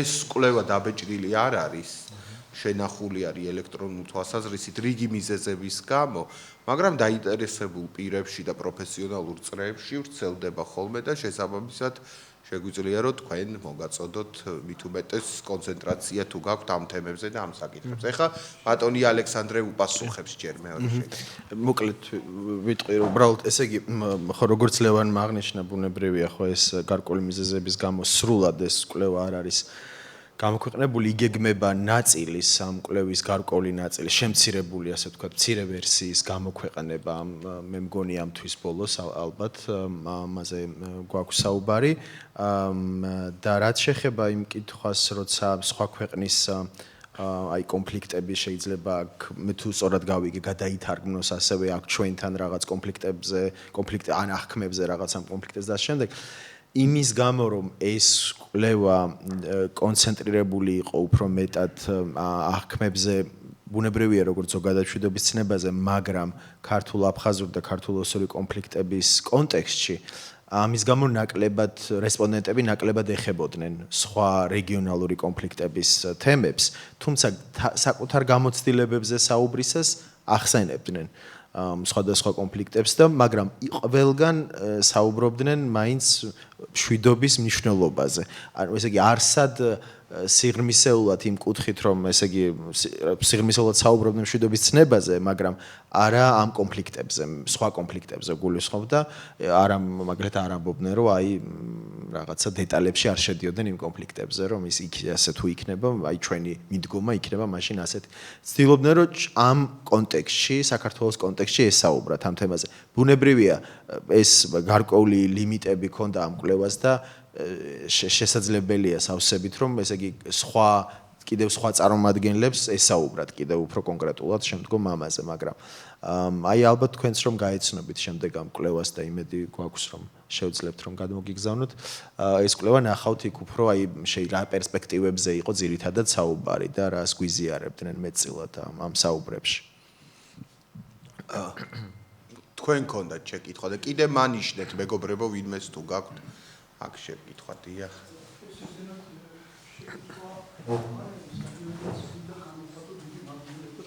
ლექციის თან დაკავშირებით ბატონო ალექსანდრე ძალიან დიდი მადლობა სუბიექტივიზმისგან ნამდვილად დაცული იყო მით უმეტეს რომ კვლევები აქ ბატონ მომხსენებელს ხომ აი ამ საკითხებთან დაკავშირებით მაგრამ არ გადაფარა თავისი შეხედულებით და მოგვაწოდა იმ ცალკეული რელიგიის წარმომადგენლის შეხედულება.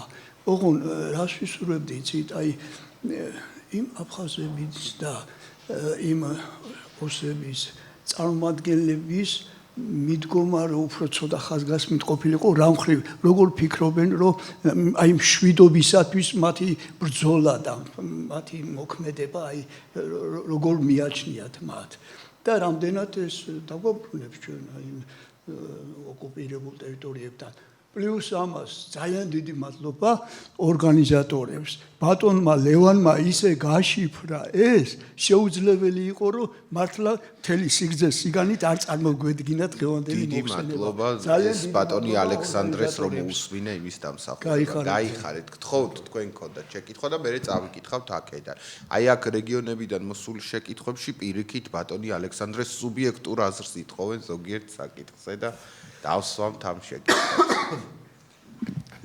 დიდი მადლობა ნამდვილად მით უმეტეს ძალიან დაინტერესებული ვარ უდიების თემაზე და იმედია რომ ამაზეც გვექნება ჩვენ ლექცია რაც შეეხება დღევანდელ თემას, თქვენ ახსენეთ, რომ ძალიან დიდი სიფრთხილით იყო საუბარი. მე მაინტერესებს, როგორც რიგით მოქალაქეს, როცა ვხედავ, თქვათ, რუსული მართლმადიდებლური ეკლესია, უკრაინული მართლმადიდებლური ეკლესია და არის იყო თუ არა ამაზე საუბარი და რა შეიძლება, რომ თქვათ, ჩვენთან გაკეთდეს. მადლობა. პირველში პატარა გამოხმაურება მექნება იმ თემაზე, იმიტომ რომ ძალიან საინტერესო საკითხი დაისვა, რომ ესე იგი პერსპექტივა კონკრეტულად როცა ამ კონფლიქტებზეა საუბარი, ოსური პერსპექტივა, აფხაზური პერსპექტივები. ეს უნდა აღვნიშნო, რომ ამ კვლევის ფარგლებში გასაგები მიზეზების გამოც მათ შორის თითქმის შეუძლებელი აღმოჩნდა ამ ეტაპზე, მოდით ასე ვთქვათ, ინტერვიუების ჩაწერა, ხო, აი კონფლიქტის ამ მხარეების წარმომადგენლებთან, ამ რელიგიურ წარმომადგენლებთან, რელიგიაზე იყო გამახვილებული ყურადღება, მაგრამ არის მიმოხილვა ამ კვლევაში დასაწყისშივე ერთ-ერთი თავი მიმოიხილავს უკვე არსებულ ინტერვიუებზე, სტატიებზე, სხვადასხვა ცნობებზე დაფუძნებით გარკვეულ პერსპექტივებს აფხაზური რელიგიური წრეებიდან და ცხინვალის რეგიონში ასევე რელიგიური წრეებიდან მიმდინარე კონფლიქტებზეც მათ შორის და ხო, ძირითადად აი მშვიდობის ცნებაზე და უფრო ამ კონფლიქტების კონტექსტში. ამიტომ ეს არის ნაწილობრივ ამ კვლევაში უბრალოდ იმედი ვიქონიოთ, რომ საომალოდ შესაძლებელი იქნება ასეთი ტიპის კვლევებში, რომ ახლა აი კვლევის ფარგლებშივე ჩატარდეს ინტერვიუები მაგალითად ამ საკითხებზე სხვა წარმომადგენლებთან. რაც შეეხება შემდეგ კითხვას, კიდევ ერთხელ ალბათ აღვნიშნავ, რომ იმის გამო, რომ სპეციფიკა ქონდა, თავისი კონტექსტი ქონდა ამ კვლევას და ის ეყრდნობოდა მაინც ქართულ-აფხაზურ, ქართულ-ოსურ კონფლიქტებს, კონკრეტულად რუსეთის მართლმადიდებელი ეკლესიის და უკრაინის მართლმადიდებელი ეკლესიის ურთიერთმიმართებაზე და ამ საკითხებზე არ იყო გაჟღერებული მოსაზრებები, თუმცა იყო გაჟღერებული შეიძლება მოსაზრებებიც არა, მაგრამ კვლევაში ნამდვილად არის აღნიშნული როლი მაგალითად რუსეთის მართლმადიდებელი ეკლესიისა რეგიონში და ამ კონფლიქტებთან მიმართებით და აფხაზეთშიც და ცხინვალის რეგიონშიც მათ შორის. და ეს როლი წლების განმავლობაში ძალიან მოკლედ თუ ვიტყვი, შეგვიძლია შევაფასოთ როგორც ესეთი ორმაგი პირდაპირ მოდი ვთქვათ, ორმაგი თამაში, გარკვეულწილად ორმაგი დამოკიდებული, ერთის მხრივ თითქოს საჯაროდ, აი როგორც მოჩვენებით მშვიდობაზე ქონდა საუბარი, ხო? აღიარება მაგალითად საქართველოს მართლმადიდებელი ეკლესიის იურისდიქციისა, ამ საეკლესიო იურისდიქციისა ამ ტერიტორიებზე, მაგრამ მეორე მხრივ აქტიური როლის შესრულება და თანამშრომლობა ადგილზე სხვა, საქართველოს მართლმადიდებელი ეკლესიის პერსპექტივიდან არაკანონიკურ, ასე ვთქვათ, რელიგიურ წარმომადგენლებზე, სასულიერო პირებზე ადგილზე და მათ მოღვაწეობაზე.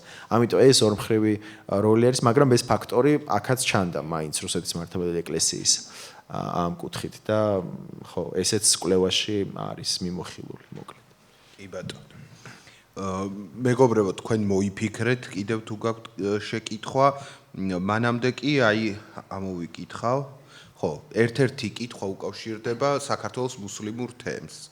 აქ ჩვენი მსმენელი იხსენებს სოფლიოში გავრცელებულ, ასე ვთქვათ, ისლამურ ფუნდამენტალიზმს, მის ფორმებს, ნაკლებად მშვიდობიან ხასიათს, ექსტრემიზმს. და ეს თუ გამოჩნდა ამ კვლევაში და თუ აქვს ქართული მუსლიმური თემის წარმომადგენლებს რაღაც გავლენა აი ამ გლობალური მუსლიმური რაღაც ექსტრემისტული მოძრაობებისაო, აი ესეთია. ხო, ეს თემა საკმაოდ მგრძნობიარე თემა არის, ბუნებრივია, ბევრი არაერთი მუსლიმური თემისთვის მსოფლიოში, მათ შორის ბუნებრივია საქართველოშიც, იმიტომ რომ არსებობს რიგი მიზეზების გამო, ხო, ბოლო 10 წლეულებში შეიძლება ითქვას მომხდარი სხვადასხვა მნიშვნელოვანი ამბების და გამო გარკვეული დამოკიდებულებები ჩამოყალიბდა და მათი ნაწილი მაინც სუბიექტურადაც შევაფასებთ რაღაც გარკვეულწილად, ესე იგი რაღაც სტერეოტიპული დამოკიდებულებებიც. ადგილობრივი მუსლიმი თემი ამ ზოგადად შეიძლება ამას არ ახსენებდა ამ კვლევაში ზოგადად, მაგრამ მნიშვნელოვანი იყო ამ თემის წარმომადგენლებისთვის, ვისაც ჩვენ გავესაუბრეთ, რომ ხაზი გაესვათ იმისთვის თუ რა მის საწყისებში რა იყო მნიშვნელოვანი უფრო ისლამისთვის, ხო, ისლამური ტრადიციისთვის და რომ მშვიდობა რაღაც ეტაპზე მნიშვნელოვან როლს ასრულებდა არაერთი მუსლიმისთვის და მშვიდობაზე ეს პერსპექტივები არსებობდა საუკუნეების განმავლობაში არის თქვენ მოგეხსენებათ სუფიური ტრადიცია, ასევე ისლამში მისტიკური ტრადიცია, რომელიცაც განსაკუთრებით ასევე მნიშვნელოვანი არის მშვიდობის და ჰარმონიის თემა და საკითხი და ამ კუთხით ასევე მოყავდათ არაერთი ციტატა ყურანიდან, წმინდა წიგნიდან, სადაც საუბარი არის მშვიდობაზე, მშვიდობის მნიშვნელობაზე. ერთ-ერთი თუ სწორად მახსოვს, ესეც იყო ერთ-ერთი მოყვანილი ფრაზა, ციტატა, სადაც საუბარი არის, რომ ერთი ადამიანის მოკლა იგივეა, რაც მთელი კაცობრიობის მოკლა. აი ესეთი სწავლებაც არის ისლამში. ამიტომ ისინი ამბობდნენ თუ რამდენად შეუთავსებელი შეიძლება იყოს ის ექსტრემიზმი, ზოგ შემთხვევაში, რასაც ვხედავთ, ის ფუნდამენტალიზმი იმ გაგებით, როცა ის, ესე იგი, ძალადობრივ ფორმებს იღებს და ასე შემდეგ და ასე შემდეგ. ამიტომ თქვენ შეგიძლიათ წარმოიდგინოთ, რომ აი ამ გრძნობიარე თემა არის ეს, მაგრამ პასუხიც აქვს აქაურ ისლამურ თემსაც და მის წარმომადგენლებსაც. ხო, აი ახალგაზრდებთან ქონდა საუბარი მათ შორის და ისინი ძალიან მკაფიოდ აფიქსირებდნენ ამაზე საკუთარ მოსაზრებას და მშვიდობის მნიშვნელობაზე საუბრობდნენ და რამდენად მნიშვნელოვანია მათთვისაც და ისინი თვლიან, რომ ზოგადად მუსლიმების აბსოლუტური უმრავლესობისთვისაც მთელ მსოფლიოში იმის მიუხედავად, რომ გვაქვს რაღაც რიგი შემთხვევები შეიძლება როცა ხდება ამ გზიდან გადახოვა, თუმცა სამწუხაროდ სხვადასხვა რელიგიურ მიმდინარეობებშიც ხვდებით ამას ისტორიულად, ხო, სხვადასხვა ეტაპზე როცა კონკრეტული რელიგიის სახელით, აღმერთის სახელით ხვდებით ძალადობას. და ესეთი შემთხვევები არის სამწუხაროდ. კი ბატონო, მეგობრებო, კიდევ ხომ არ არის აუდიტორიაში შეკითხვა. დიახ, ბატონო, ხო გთხოვთ. მე აქ კიდევ ერთი შეკითხვაც მოვიდა, იმასაც ამოვიკითხო.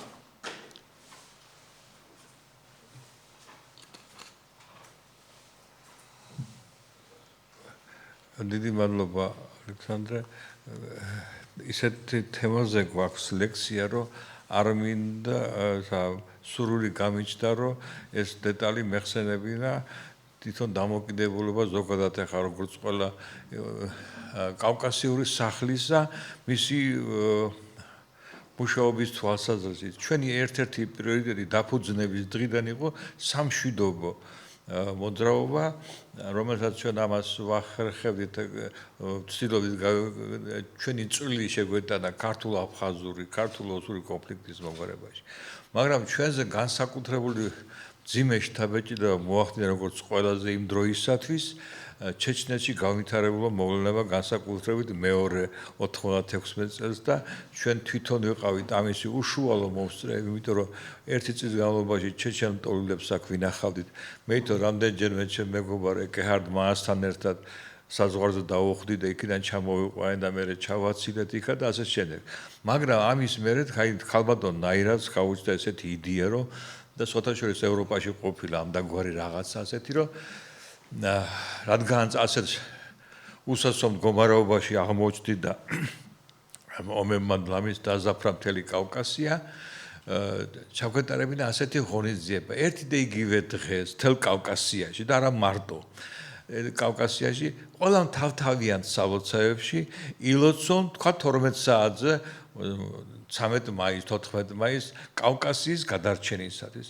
ამისათვის შესანიშნავი ტექსტიც კი იყო შედგენილი, რა თქმა უნდა, თავს მოხოვული არა, რომლებიც ითარგმნა ყველა ევროპულ ენაზე, ყველა აზერბაიჯანულად, სომხურად, სხვადასხვა თურქულადაც ითარგმნა და 4 თუ 3-4 წლის განმავლობაში ამას ჩვენ ვასრულებდით. რომ იქ პირდაპირ ომი მიდიოდა ჩეჩნეთში და აი ყარაბულახში ჩვენი წარმომადგენელი იყო წასული და ეს ლოცვა ერთად შეიკრიბნენ ქალები, დევნილები და იქ ჩატარდა ეს ლოცვა. აქ ტარდებოდა სხვადასხვა სომხურ ეკლესიაში, ასე სომხურთან დაკავშირებული სხვა პატარა-პატარა დომინაციებში ძალიან საინტერესო იყო. განსაკუთრებით აქტიურები იყვნენ ბაპტისტები. ერთხელ ჩავატარეთ საერთო ლოცვა ჩვენს ვესტრაპოლი და პანკისიდან მუფტი იყო ჩეჩნეთიდან ჩამოსული და იქ მოღვაწე მუფტი, რომელიც ასევე დაესწრო ამ ლოცვას, ერთად იყო ლოცვა. რაც არ უნდა გასაკვირი იყოს, შეიძლება ვინმე კარგად არ მოესმა ჩემი სიტყვები, მაგრამ თელ ამ საერთო იმაში, რა თქმა უნდა, დაეგზავნა ჩვენს საპატრიარქოსაც, რომ მათაც მიიღოთ მონაწილეობა.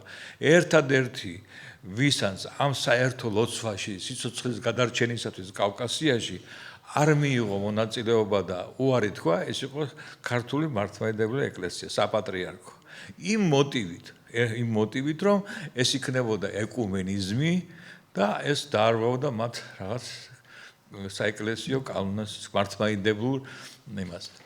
ასე რომ აი ხშირ შემთხვევაში რელიგიურ მიმართულებას რელიგია შეუძლია კარგი როლი, დადებითი როლი ითამაშოს, რაზეა ლაპარაკობ, თავისი არსით აგერ ახლახან სახსენეთ, რომ როგორი ისლამში ესია, რომ ერთი ადამიანის ყოლობაც კი მთელ ადამიანის უდრის. მეურმა ეს არის ის. ყველა წარმოდგენილი აქვს, რომ ისლამი მხოლოდ ჯიჰადია, მხოლოდ განადგურება, მხოლოდ მოსობა ასე შემდეგ და აქედან გამომდინარე, რომ ორი სოფლიო ომი ქრისტიანებმა დაიწყეს და ყოველ შემთხვევაში სოფლიო ომი არ დაუწყიათ მუსლიმებს, ესაც საკითხავია.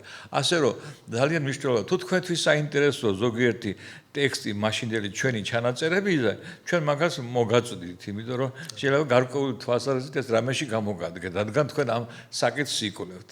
კი, ძალიან საინტერესო. ეს ვიდეო დიდი მადლობა ბატონ მიხო ამ ღირს შესანიშნავი ამბის გახსენებისთვის. ნამდვილად ვამაყობთ, რომ ჩვენს ისტორიაში არის ესეთი ეპიზოდიც და სხვათა შორის მე რამდენადაც ვიცი, ეს ლოცვის ტექსტი თვითონ კათოლიკოს პატრიარქსაც წარუდგინა ქალბატონმა ნაირამ, შეხვდა მას და პირველადი ასე თქვათ დამოკიდებულება ძალიან დადებითი იყო.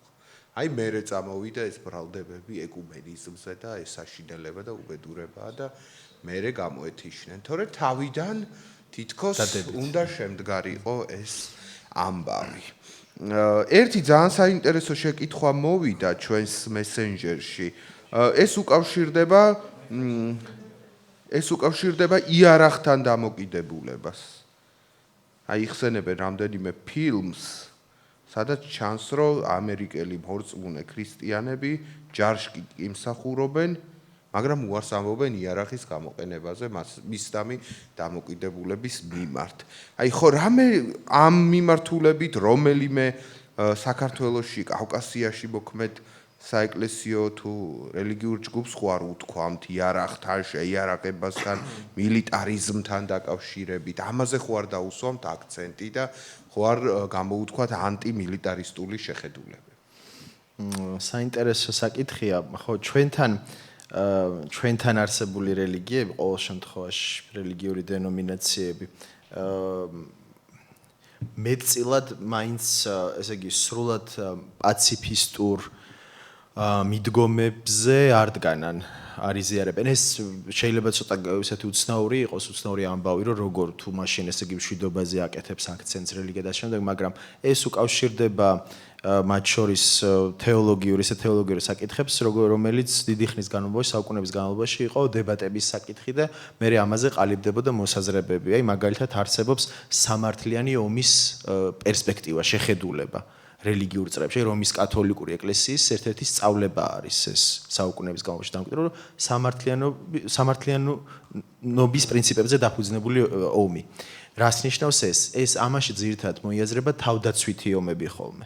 ხო, ესე იგი, რომ ეს პერსპექტივა ამბობს და ესე იგი, ეს მოსაზრება ეყრდნობა ამ მიდგომას, რომ თუ თავის დაცვა უწევს ადამიანთა კონკრეტულ ჯგუფს, სახელმწიფოს და ასე შემდეგ, მას შეუძლია მის წარმომადგენლებს შეუძლიათ ხელში იარაღი აიღონ და თავი დაიცვან. და ეს გავრცელებული მოსაზრება და ეს მიდგომა ამა თუ იმ ფორმით შეიძლება არაოფიციალური სწავლებებითაც და ასე შემდეგ გავრცელებული არის სხვა ტრადიციულ რელიგიებშიც და რელიგიურ მიმდინარეობებში. აი ეს შემთხვევები, რომელიც ნახსენებია აქვს, არის კონკრეტული პროტესტანტული ჯგუფები, არსებობენ, შეიძლება ჩვენთანაც არიან საკმაოდ მცირერიცხოვანი, თუმცა ალბათ და ვიცი რომ არიან რამდენიმე ასე ვთქვათ ასეთი ჯგუფი, თუმცა მაინც ხო ჯერჯერობით საკმაოდ მცირერიცხოვანი და ალბათ არ ვიცი მომსავალ პერსპექტივაში როგორ იქნება, რომლებიც პირდაპირ უარყოფენ მათ შორის ამ იდეას, აი ამ სამართლიანი ომისა. და სრულად პაციფისტურ მიდგომას იზიარებენ.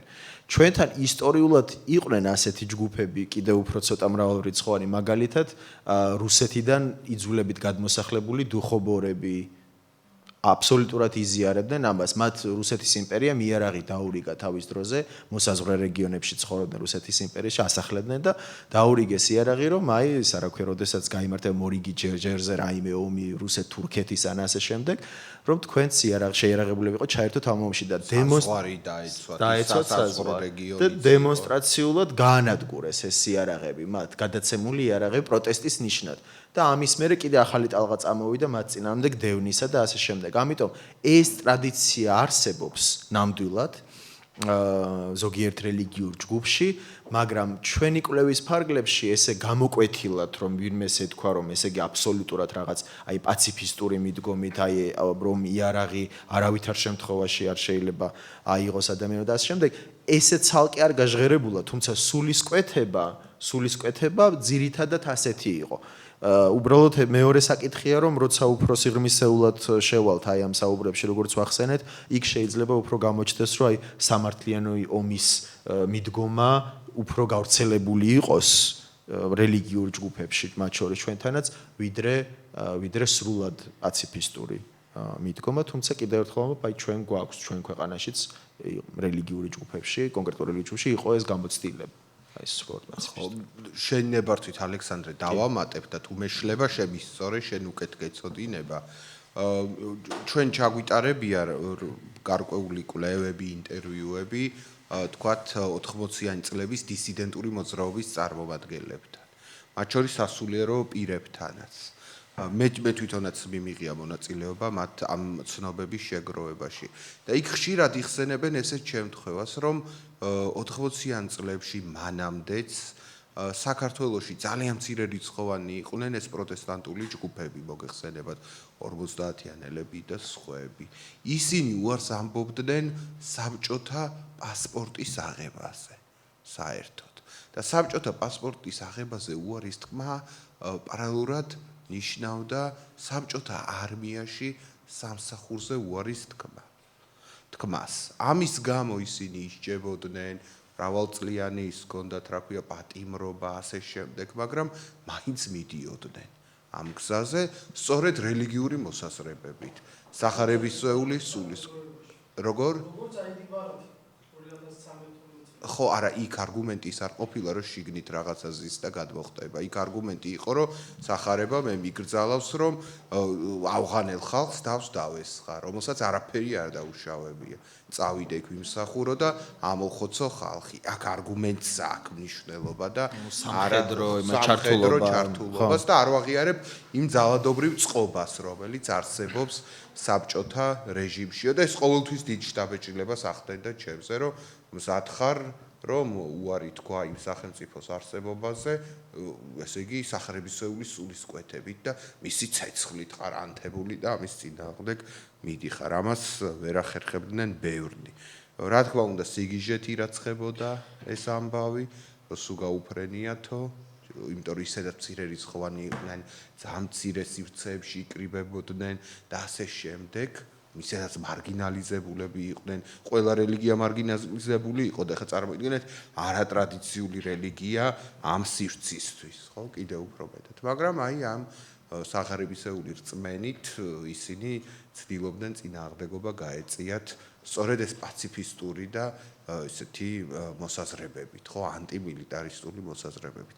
ასე რომ ეს ერთგვარი გამოცდილება ჩვენთან მცირე მაინც არსებობს. მეგობრებო, კიდევ ხო არ არის შეკითხვა? აი გთხოვთ, ვისაც არ უთქვამს. მოგესალმებით ბატონო ალექსანდრე, ძალიან სასიამოვნო, საინტერესო ინტერესთა კონფლიქტის წარმომშობი თემა არის, ესე მარტივად ვერც ჩავივლით, ვერც მოვისმენთ. მე მაინტერესებს თქვენი საუბრეთ ისლამურ რელიგიაზე, კათოლიკეებზე, ბაპტისტებზე მეტწილად, მართლმადიდებლებზე და ნუ ზოგადად მრავალრიცხოვან კონფლიქტაციებზე, რომლებიც ასე უფრო აქტიურად ჩანან.